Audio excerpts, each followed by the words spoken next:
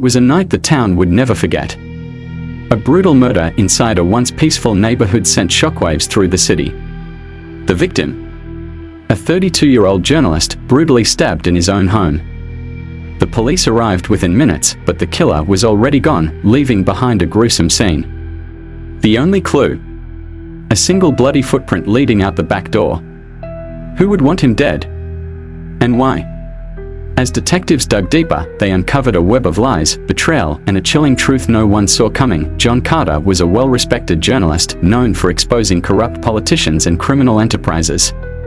But his work had made him enemies, dangerous ones. When detectives reviewed his recent articles, they found something disturbing, an unfinished exposé on a major drug cartel operating in the city. Could he have been silenced before revealing the truth? The police brought in 3 key suspects: his ex-girlfriend, a rival journalist, and a mysterious informant who had recently gone off the radar. Among the crime scene evidence, one piece stood out: a blood-stained note tucked under the victim's desk. Though partially torn, one word was still visible: betrayal.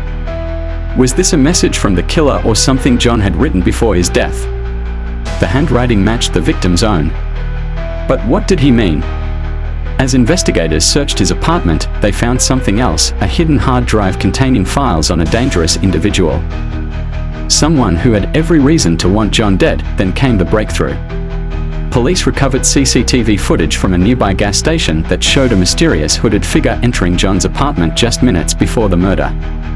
The person stayed inside for exactly 3 minutes before rushing out in a panic. Detectives enhanced the footage and noticed something: a unique ring on the figure's hand. They had seen this before. But where? With new leads, detectives revisited their suspects. And then it clicked: the ring on the CCTV footage matched one worn by John's closest friend and business partner, Daniel Reese. When police brought Daniel in for questioning, his story started falling apart. First, he denied everything. But when confronted with the CCTV footage, his hands trembled. "It was never supposed to happen like this," he muttered. The betrayal John had written about.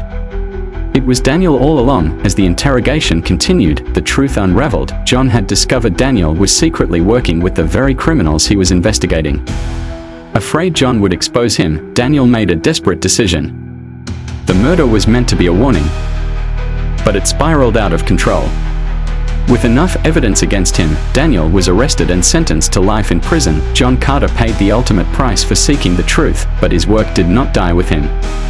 His final article was published posthumously, exposing the very criminals who had tried to silence him.